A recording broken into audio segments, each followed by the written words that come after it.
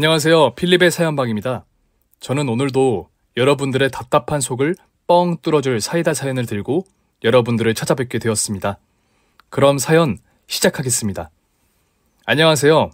전 올해 30대 초반에 접어든 여자입니다. 저는 친구들 사이에서 소문난 알짜배기였습니다.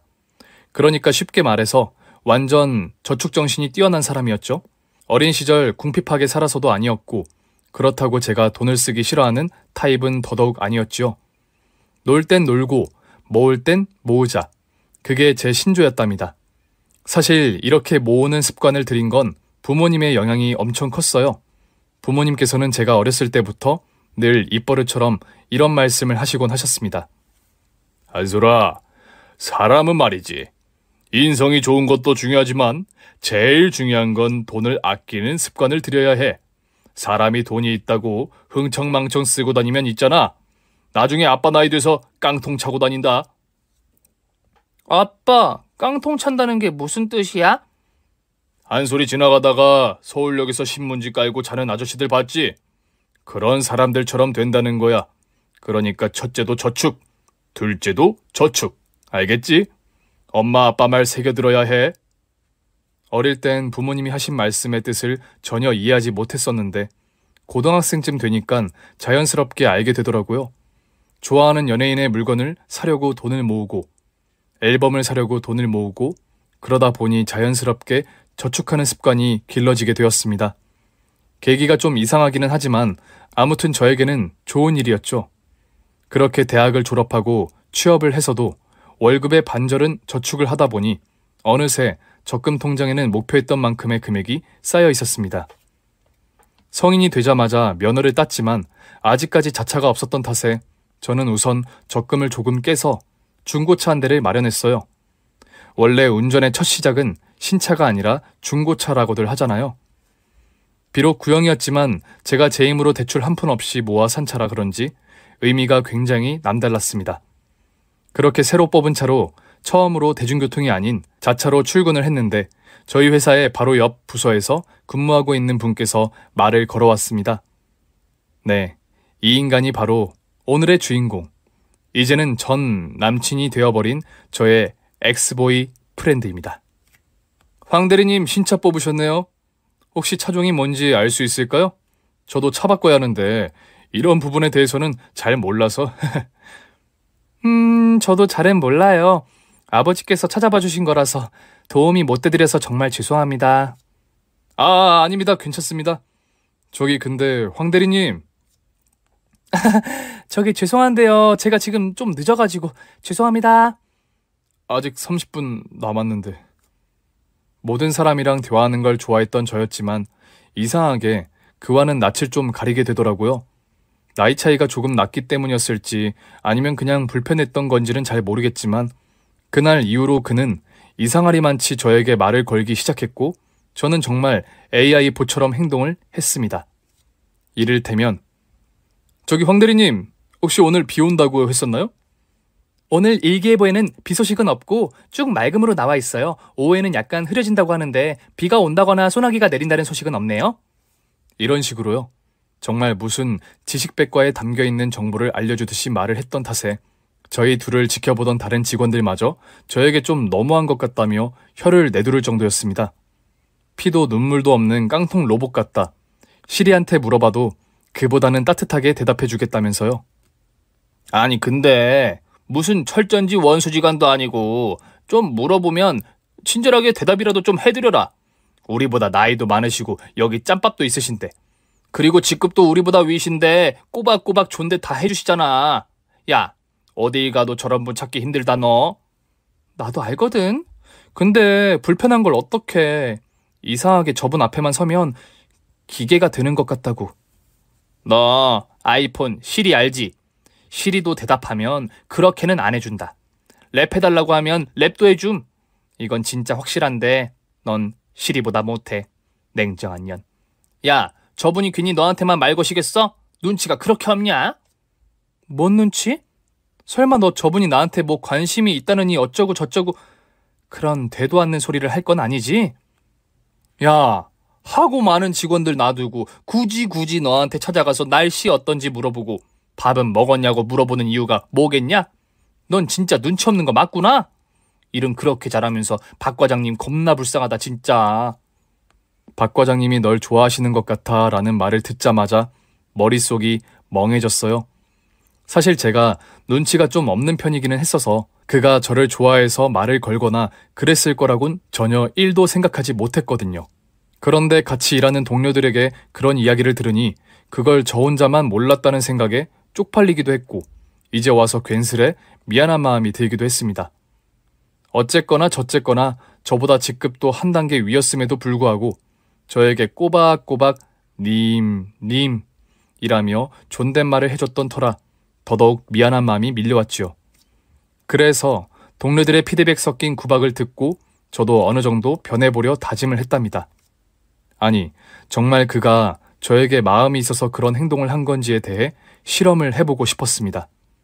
그래서 혹시나 하는 마음으로 입가심용 사탕을 들고 그에게 다가갔지요. 박 과장님, 식사하셨어요? 깜짝이야. 네? 네. 그럼 이거 하나 드세요. 사탕인데 서랍에 좀 많이 남아서요.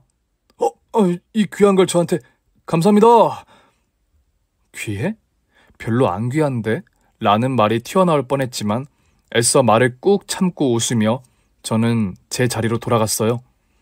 그리고 확신할 수 있었습니다. 그는 저에게 완전히 홀딱 반해 있다는 것을요. 저는 이해할 수 없었지만 사람의 마음은 항상 이해되지 않는 것 투성이라는 걸 알고 있었기에 애써 놀라고 두근거리는 마음을 가라앉혔습니다. 저와는 6살이 차이 나는 사람, 과장이라는 직급을 달고 있으며 매사에 조용하고 진중한 사람이라고 소문이 나 있던 그. 둥글둥글 푸근한 인상으로 많은 직원들이 곰이라고 부르는 그의 마음을 알아채 주어야 하나, 아니면 앞으로도 모른 척 돌아서 있어야 하나 많은 고민이 따랐습니다. 그리고 얼마 안가 결단을 내리기로 했죠.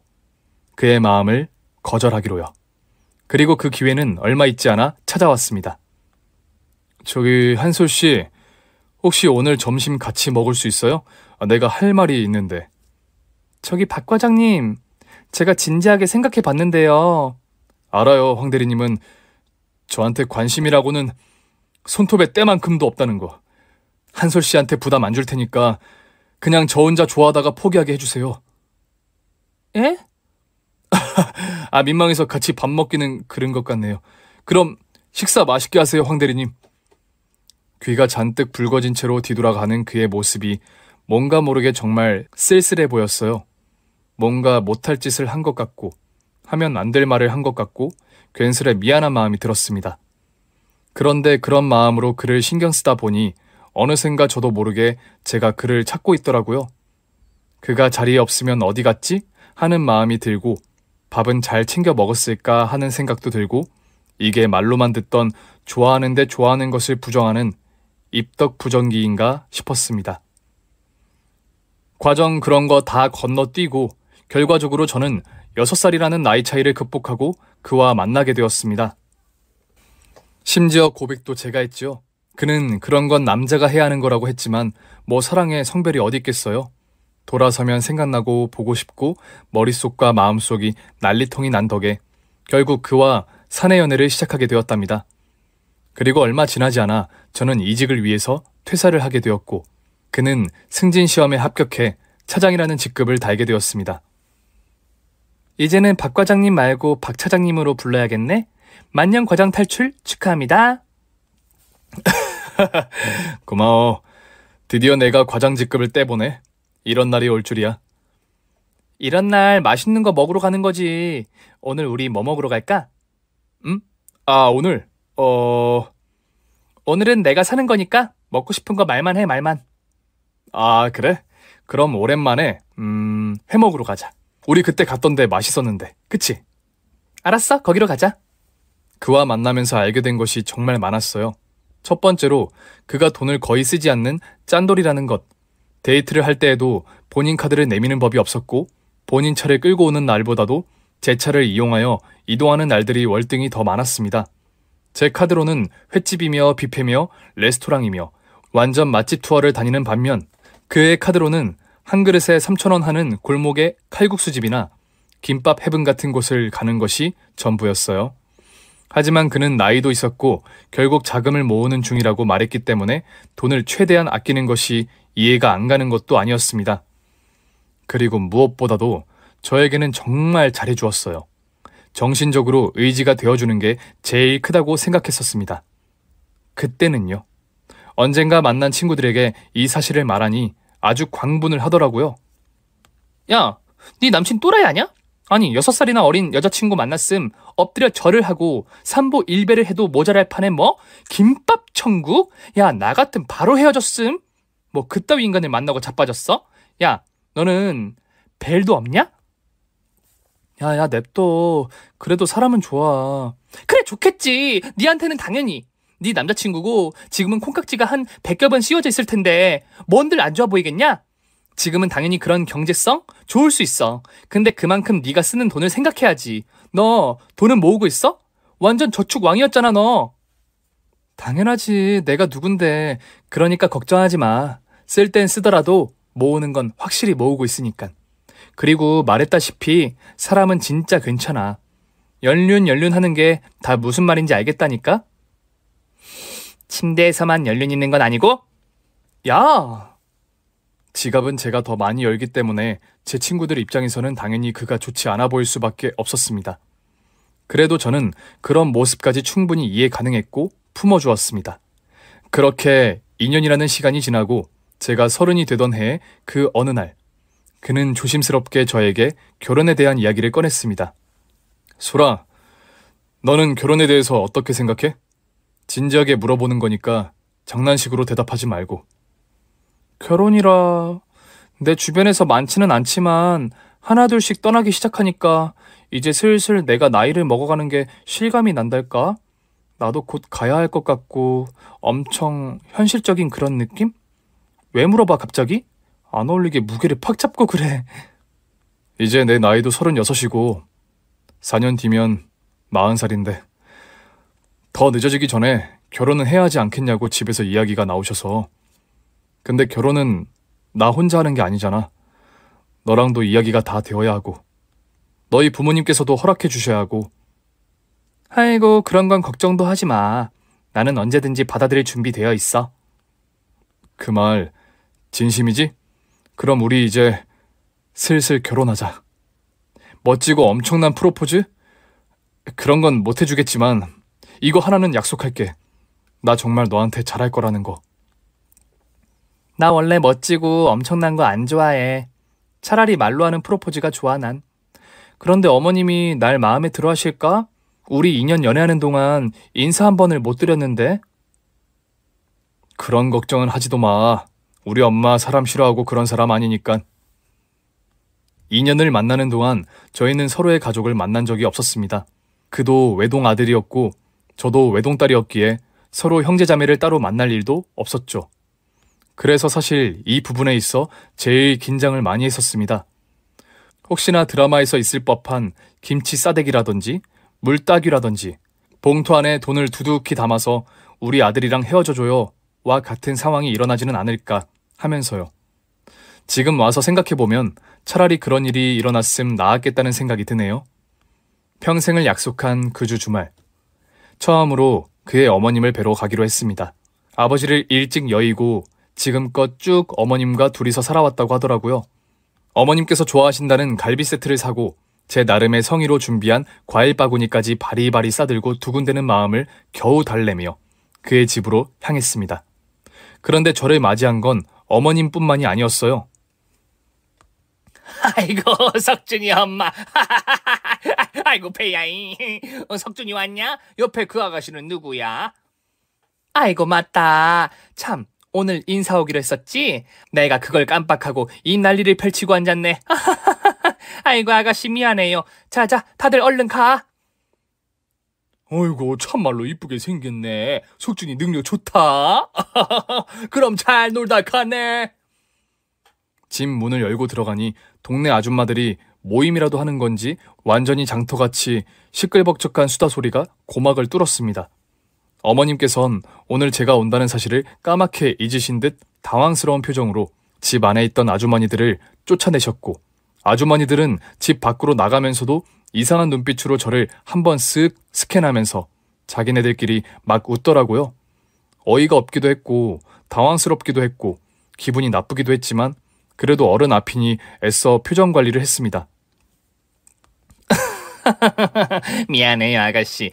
그런데 손에 든 건 뭐예요? 네? 그래도 명색이 처음 인사드리러 오는 자리인데 빈손으로 오는 건 좀 아닌 것 같아서요. 어머님이 좋아하신다는 갈비 세트랑 제 나름의 성의를 담아 준비한 과일 바구니예요. 좋아하셨으면 좋겠는데. 어머, 웬일이니? 내가 이런 거 좋아하는 건 어떻게 알고 이렇게 센스 있게 사왔대? 요즘 젊은 애들은 센스가 아주 만점이라니깐. 다리 아프게 서 있지 말고 음식은 저쪽에다가 내려놓고 앉아요. 다행히도 제가 들고 온 음식을 어머님께선 정말 좋아해 주셨습니다. 어머님과 그가 둘이 살고 있는 집은 생각보다 아담했지만 그래도 너무 좁지 않아서 아늑하다는 느낌을 받았어요. 벽에 걸려있는 둘뿐인 가족 사진이 단란함과 애틋함을 뽐내고 있었지요. 잠시만 앉아있어 보라며 어머님께서는 저를 앉혀놓으시고는 주방에서 막심 믹스커피를 타다 주셨습니다. 원래는 카누 아메리카노가 있었는데 다 떨어져 버렸네. 미안해서 어쩌지? 막심 믹스커피 좋아해요? 네, 믹스커피 좋아해요. 엄마, 커피 다 떨어졌어? 그럼 말을 하지, 사왔을 텐데. 믹스커피는 아직 한 박스 남았는데 뭐하러? 남은 거 그냥 마시면 되지. 그래, 부담 가지지 말고 천천히 마셔요. 참, 아가씨 그거 알아요? 우리 집 가진 거 쥐뿔도 없는 거. 어머님의 직격탄에 저는 마시고 있던 커피를 입 밖으로 뿜을 수밖에 없었어요. 약간 나 바지에 똥 쌌어 급으로 너무나도 당당한 고백에 저는 커피를 입 밖으로 뿜으며 사례가 들려 미친 듯이 기침을 해댔고 옆에 앉아있던 그는 휴지를 뜯어 저에게 건네주었습니다. 이거 당당해도 너무 당당한 거 아닌가 싶었죠. 어머나, 괜찮니? 많이 놀랐나 보네. 그런데 우리 집 돈 없는 건 정말이야. 네. 이런 집안인데도 결혼할 생각이 드니? 결혼은 돈이 전부가 아니니까요. 그리고 제가 오빠를 좋아하고 있고 돈은 있다가도 없고 없다가도 생기는 거라 그런 거에 크게 연연하지는 않아요, 어머님. 어쩜 대사 하나하나가 그렇게 주옥 같니? 요즘 젊은 애들은 속물이 넘쳐난다던데 아가씨는 그런 쪽하고는 거리가 꽤 멀어 보이네. 네. 그리고 상대방이 돈이 없거나 부족하다면 가지고 있는 쪽이 더 많이 부담해도 된다고 생각해요. 지금까지 그런 마인드로 오빠랑 연애해온 거고요. 그러니까 그런 거 신경 안 쓰셔도 돼요, 어머님. 브라보. 석준이 너 여자 하나 정말 잘 만났다. 그래, 우리 아가씨는 한 달에 얼마나 벌어? 부모님은 뭐 하시고? 부모님은 자영업 하시고 저는 한 달에 250 정도 벌고 있어요. 아이고, 우리 석준이 발바닥에도 못 비비겠네. 우리 아들은 말이야, 돈을 벌어오면 나한테 따박따박. 엄마. 그만. 나 민망해요. 듣다 못한 그는 어머님을 말렸지만 어머님은 그로부터 2시간 동안 그가 어릴 적 무엇을 했고 학교 다닐 때에는 상을 휩쓸었으며 대학을 다닐 때에도 장학금을 타와 등록금의 부담을 안겨주지 않았고 취업도 한 방에 잘 됐다 등등의 아들 자랑을 잔뜩 늘어놓으시기 시작했습니다. 덕분에 저는 그 집에서 커피 한 잔만 얻어먹고 기가 잔뜩 털린 채로 집에 돌아갔어요. 어머니 에너지 정말 대단하시다. 나는 2시간 내내 이야기하면 목이 다 쉬어버릴 것 같은데. 하나밖에 없는 아들이 장가 가신다니까. 며느리 될 사람한테 아들 자랑을 해주고 싶으셨나 봐. 덕분에 자기가 몰랐던 것도 알게 되고 좋잖아. 그래, 좋기는 좋았지. 자기의 모든 일대기를 들어서 새롭기는 하더라. 그런데 자기 월급 받으면 어머님한테 돈 맡기는 거였어?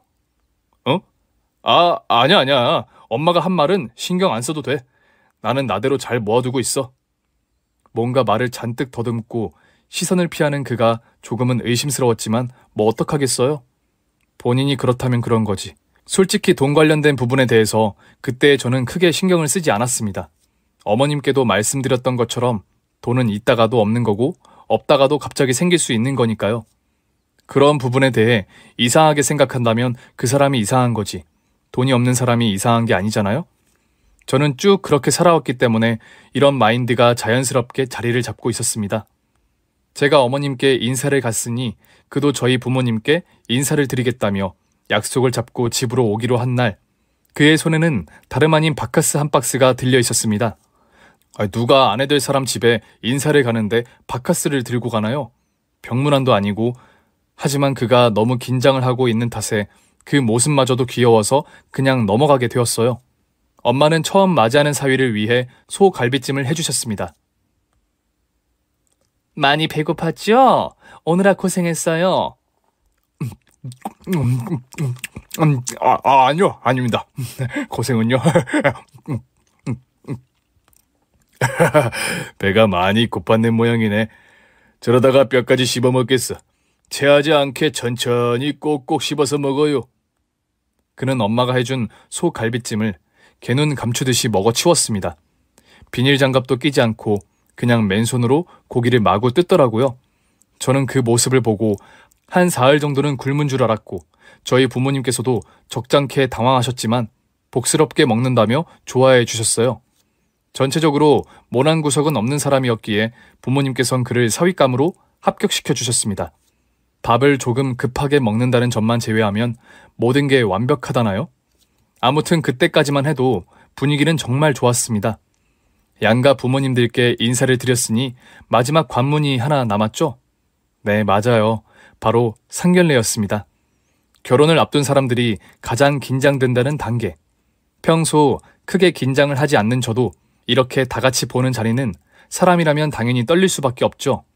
최대한 단정한 옷을 갖춰 입고 간만에 부모님께서도 가게 문을 닫고 깔끔한 옷을 차려 입으셨습니다. 엄마는 어머님이 어떤 분이신지 정말 궁금해하셨어요. 그 집 엄마가 나랑 동갑이라고 그랬었지? 어떤 분인지 정말 궁금하네. 나랑 잘 맞았으면 좋겠는데. 니네 엄마 요새 갱년기인가 보더라. 평소에는 뭐 친구 만나고 싶다, 심심하다, 외롭다 이런 말 한 번도 안 꺼내던 사람이 요즘 들어 이런 말을 꺼낸다? 엄마랑 잘 맞을지는 모르겠지만 나쁜 분은 아니실 거야. 그냥 자식 자랑하기 좋아하시는 여느 엄마랑 마찬가지? 야, 엄마도 밖에 나가면 네 자랑해. 아줌마들끼리 모이면 자식 자랑 말고 뭐 할 게 더 있니? 하긴 그건 그렇다. 그나저나 오실 때가 됐는데. 저기 헐. 저 멀리서 그와 그의 어머니가 보여서 손을 막 흔들었는데 순간 헐이라는 소리가 절로 나왔습니다. 그리고 저와 저희 부모님은 터져나오는 웃음을 꽉 참아내느라 손을 꽉 쥐고 허벅지를 꼬집기도 했죠. 이유가 뭐냐고요? 세상에 멀리서 걸어오는데 맞지 않는 신발을 신으신 건지 걸음걸이는 뒤뚱뒤뚱해 어디서 빌려 입으신 건지 그 날씨에 밍크 코트를 걸친 채로 오시는데 얼마나 기가 막히고 우스꽝스럽던지. 그리고 겉보기에도 꽤나 고급스러워 보이는 가방까지 맨 채로 오시는데 진짜 누가 허공에서 간지럽히는 듯한 기분이 들었어요. 겨우 웃음을 꾹 삼켜내고 그와 그의 어머니를 맞이해 드렸습니다. 어머님, 오늘 패션이 엄청 멋있으세요. 오시느라고 힘드셨죠? 오빠도 고생했어. 그럼 이게 얼마짜리 옷인데? 이 가방은 또 어떻고? 아유, 안녕하세요. 예비 사돈 어르신들. 안녕하세요. 처음 뵙겠습니다. 아이고, 처음 뵙겠습니다. 자, 오시느라 힘드셨을 텐데 어서 앉으시지요. 그렇게 서로 자리에 앉고 어머님께서는 꾸역꾸역 밍크 코트를 벗지 않고 앉아 계셨어요. 이마에 땀이 송골송골 맺혀있는 걸 실시간으로 본 엄마의 안면 근육은 완전히 물결 댄스를 추고 있었습니다. 그럼에도 불구하고 한 번도 안 웃는 엄마가 새삼 대단하다고 느껴졌어요. 그렇게 서로 웃음을 꾹꾹 참으며 정적을 유지하다가 어머님께서 먼저 입을 여셨습니다.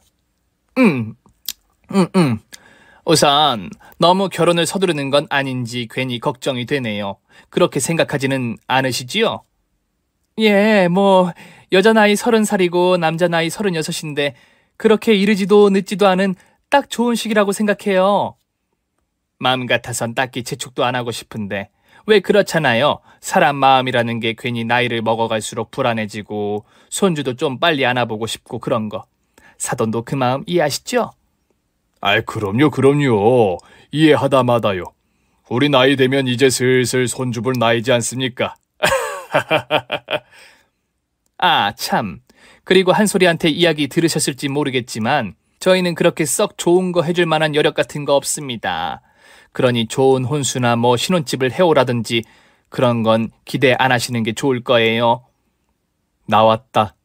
저 어이없을 정도로 당돌한 뻔뻔함. 고개를 빳빳하게 쳐들고 팔짱을 끼고 꼬아지지 않는 다리까지 어거지로 꼬아가며 말하는 자세에 저희 부모님께서는 적잖게 당황하신 듯 보였습니다. 그도 그런 어머님의 태도에 당황했는지 팔꿈치로 어머님을 툭 쳤지만 이게 뭐 대수냔 듯 어깨를 으쓱해 보이실 뿐이었죠. 솔직히 돈을 보고 결혼하는 것이 아니라 사람을 보고 결혼을 하는 것이었기에 저희 부모님도 저도 혼수를 좋은 거 하고 말고의 여부는 딱히 중요하지 않았습니다. 아유, 사정이 넉넉하면 어떻고 힘들면 어떻겠어요. 그냥 지들끼리 알아서 행복하게 건강하게 잘 살면 되는 거지. 살아보니 좋은 혼수 같은 거 다 필요 없더라고요. 예, 맞습니다. 뭐 요즘 같은 시대에 그런 게 꼭 중요한가요? 저희는 박서방이 우리 집안의 사위로 들어온다는 것만으로도 기쁜데요, 뭐. 그럼요. 당연히 기뻐하셔야죠. 우리 석준이 같은 효자 사위 어디서도 못 만나보실 겁니다. 예, 너도 그건 인정하지? 맞다. 그런데 한솔이가 저희 집으로 들어올 때 꼭 해왔으면 하는 혼수가 하나 있는데. 네? 그게 뭔데요, 어머님?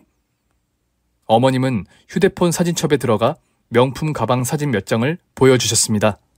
에르메스, 프라다 등 온갖 값비싼 명품들이 줄지어져 있었지요. 저는 당황함에 아무 말 없이 어머님을 바라보고 있었고 그건 저희 부모님 또한 마찬가지였습니다. 어머님, 명품 가방을 혼수로 받고 싶으시다는... 요즘 다들 시집 올 때 시어머니한테 이런 거 하나씩은 해온다는데 나는 좋은 이불, 좋은 가구 그런 거 하나도 필요 없다. 오로지 명품이면 돼. 가구 몇 개 해오는 것보다 명품 한 개 해오는 게 낫지 않겠어? 안 그래요, 예비사돈? 예, 뭐 그렇기는 하지요. 요새 가구들도 기본이 몇백이니. 겨우 표정 관리를 하고 멋쩍게 웃어 보이는 부모님. 그렇게 상견례는 당황스러움의 연타로 어영부영 끝이 났고 서로 가볍게 인사를 나누고 차에 타고 나서야 엄마와 아빠는 포복절도를 하기 시작했습니다. 아이고야, 나 진짜 웃음 참느라고 죽는 줄 알았다. 아이고, 배꼽이야. 이야, 박서방 첫인상이 너무 강렬했어서 어머님은 어떤 사람인가 진짜 너무 궁금했는데 역시 예비 사부인도 강렬해. 세상에 초면에 명품 타령하는 사람이 어딨냐? 그것도 혼수로? 한솔이 네가 좋다고 하니 엄마 아빠도 아무 말 안 하고 결혼을 허락해주기는 했다만 이게 맞는 결정인지는 잘 모르겠다. 에휴, 그러게. 나도 이제서 드는 생각이지만 이게 맞나 싶기도 해. 근데 오빠가 좋은 걸 어쩌겠어. 어머님이랑 같이 살 것도 아니고 뭐. 일부러 그 자리에서는 말 안 하고 있었는데 이건 엄마 아빠가 주는 결혼 선물이야. 받아. 엄마는 가방 안에서 서류 하나를 꺼내서 저에게 주셨고 그 서류는 바로 아파트 계약 서류였습니다. 부모님께서는 하나뿐인 딸이 시집을 가니 아파트 한 채를 해주신 것이었지요. 순간 그 서류를 받아들고 나니 눈물이 핑 돌더라고요. 그리고 엄마가 제 손을 잡으며 굳은 표정으로 당부의 말을 해주었습니다.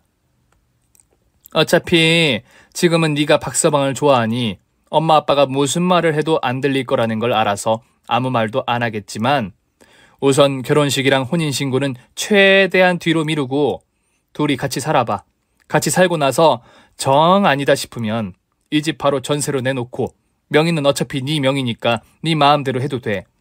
우리 딸 현명하니까 알아서 판단 잘 할 수 있지? 엄마, 알았어. 그렇게 할게. 너무 걱정하지 말아요. 그 사람 금전적인 부분은 몰라도 정신적으로 나한테 엄청 의지되는 사람이니까. 아빠도 그게 걱정은 안 한다. 우리 딸이 무엇보다도 현명하고 똑부러지게 잘 해나갈 거라 믿어. 부모님은 불안한 마음속에서도 저를 굳건하게 믿어주셨고 저에게 집 계약서를 넘겨주셨습니다. 이렇게 된 이상 이젠 더 이상 피할 곳도 없겠다 싶었고 확인해보고 싶은 것도 하나 생겼어요. 바로 그 사람이 진짜 돈이 없는 건지 없는 척하는 건지에 대한 것이었습니다. 솔직히 그를 좋아하기는 했지만 앞서 있었던 일들 때문에 살짝 흔들리던 중이었거든요. 이 마음에 금이 가지 않기를 진심으로 바라고 또 바랬습니다. 상견례를 하고 얼마 지나지 않아 그에게 신혼집을 마련했다라는 이야기를 전달했고, 그와 동시에 결혼식과 혼인신고는 조금 미뤄두고 우선 같이 살아보자는 이야기를 건넸어요. 엄마가 우리 같이 살라고 신혼집 마련해 주셨어.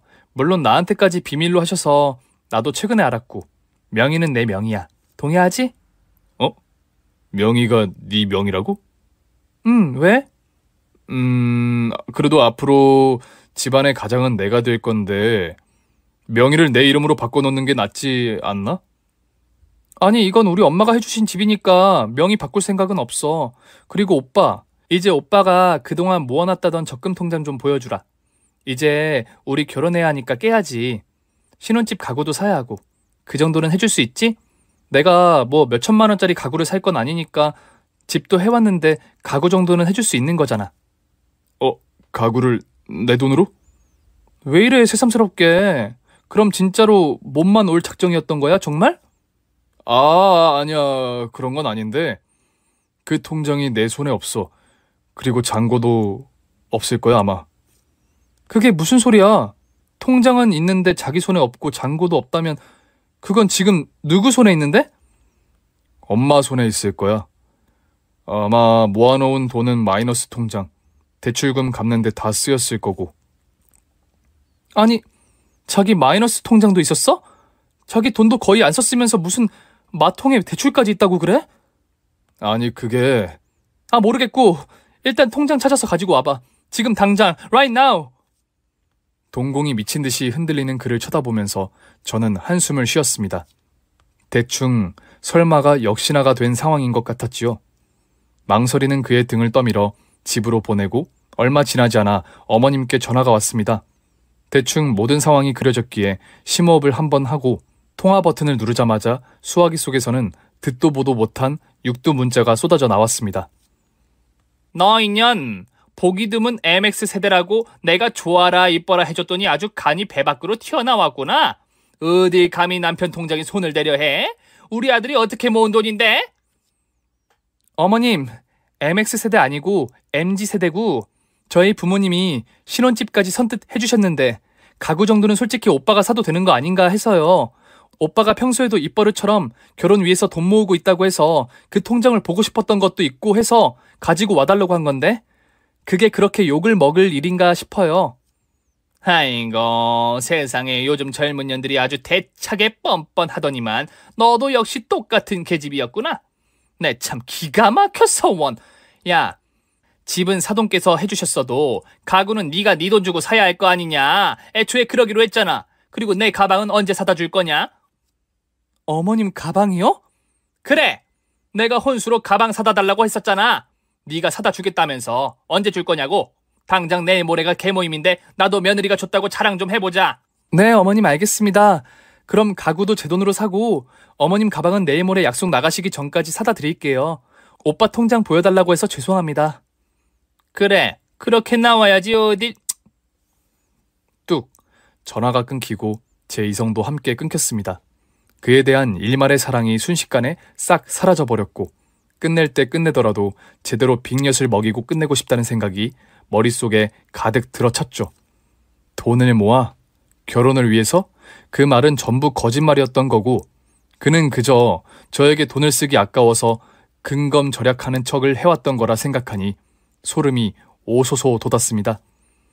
여자가 한을 품으면 5, 6월에도 서리가 내린다는 말 몸소 느끼게 해줘야겠다 싶은 생각이 들었어요. 그는 어머님이 한바탕 난리를 치고 난 이후에도 저에게 미안하다는 말 한마디 없더라고요. 그게 그 사람의 실체였던 거겠죠. 그리고 약속한 대로 며칠의 시간이 흐르고 어머님이 계모임을 나가시는 날 저는 어머님께서 사달라고 하셨던 명품 가방을 종이 가방에 넣고 집으로 향했습니다. 오랜만에 계모임이신 건지 아주 화려하게 화장을 하고 계시더라고요. 어머님, 저 왔어요. 많이 기다리셨죠? 차가 조금 막혀서요. 야, 하마터면 개모임 늦을 뻔했잖아. 이게 얼마 만에 모이는 자리인데. 근데 너 손에 든 그건 뭐니? 또 뭐 쓸데없는 거 사온 건 아니겠지? 어머님도 참, 저한테 혼수해오라고 하셨으면서 어머님이 그토록 기다리시던 에르메스 가방. 제가 사왔어요. 마침 가니까 한정판 제품이 딱 기다리고 있더라고요. 한정판이라고? 정말? 어머, 웬일이니? 어디 보자. 세상에, 내가 살면서 에르메스를 써보다니. 어머님은 기뻐서 소리를 지르시며 저에게 달려오셨고 냅다 제 손에 들린 봉투를 낚아채 가셨습니다. 저는 웃는 표정으로 그 모습을 말없이 바라보았고 어머님께서는 가방을 꺼내어 매시곤 거울을 바라보며 이리저리 둘러보셨어요. 아주 만족스럽다는 표정이셨죠. 그런데 얼마 지나지 않아 살짝 표정이 구겨지면서 콧구멍을 킁킁 거리셨습니다. 예, 근데 너 혹시 방귀 뀌었니? 네? 아니요, 저 먹은 게 없어서 나올 것도 없는데 왜 그러세요, 어머님? 아니, 아까부터 어디서 썩은 내가 나는 것 같아서. 꼭 음식물 쓰레기 썩은 것 같은. 어머님한테 가까이 가니까 엄청 심하게 나요. 혹시 그 가방 안에서 나는 거 아니에요? 얘는 너 백화점에서 막 사온 거 아니니? 명품 가방에서 어떻게 이런 냄새가... 야, 이게 무슨 냄새야? 어머님, 가방 한번 열어보시겠어요? 어머님은 코를 찌르는 고약한 냄새에 손가락으로 콧구멍을 틀어 막은 채 가방을 열어보셨고 그 안에 든 내용물을 확인하시자마자 냅다 화장실로 달려가 토를 하기 시작하셨습니다. 그 정체는 바로 음식물 쓰레기였어요.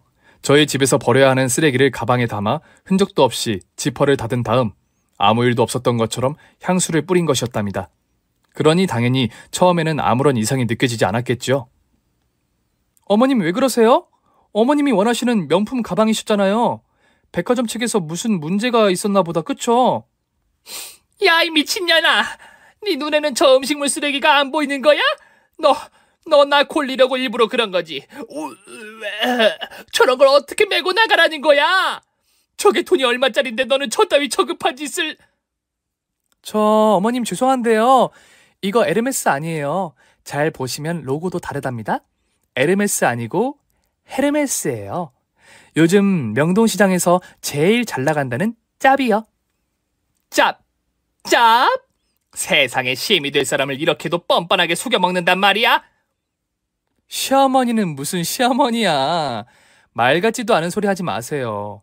자기들은 자기네들끼리 즐길 거 다 즐기고 먹을 거 다 먹고 하면서 나한테는 돈 한 푼 안 쓰고 신혼집에 가구 좀 해달라고 했더니 2년 전년 욕이나 짓거리고 있고 자기네들한테 돈 쓰는 건 1도 안 아까워하면서 곧 결혼할 저한테는 어떻게 해서든 돈 아끼려는 그 추잡하고 더러운 모습 잘 봤습니다.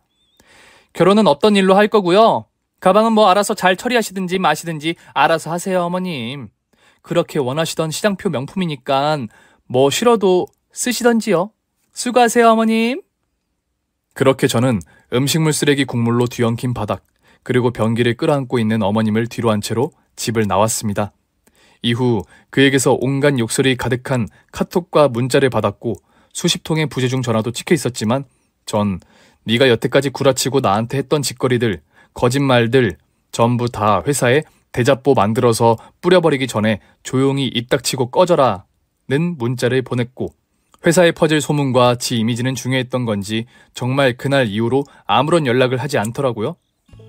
그렇게 저는 다시 솔로가 되었지만 지금은 정말 행복하게 잘 지내고 있습니다. 새 직장에 들어가 적응도 하고 있고요. 언젠가 이렇게 지내다 보면 저에게 딱 맞는 인연은 생기겠지 하며 열심히 살아가고 있습니다. 이 글을 끝까지 읽어주셔서 너무너무 감사드리고 여러분들의 삶에는 행복만이 가득하시기를 진심으로 바랄게요. 감사합니다. 필립의 사연방, 오늘의 사연은 여기까지입니다. 저 필립은 다음에도 더 재미있고 유쾌한 사연을 들고 여러분들을 찾아뵙도록 하겠습니다.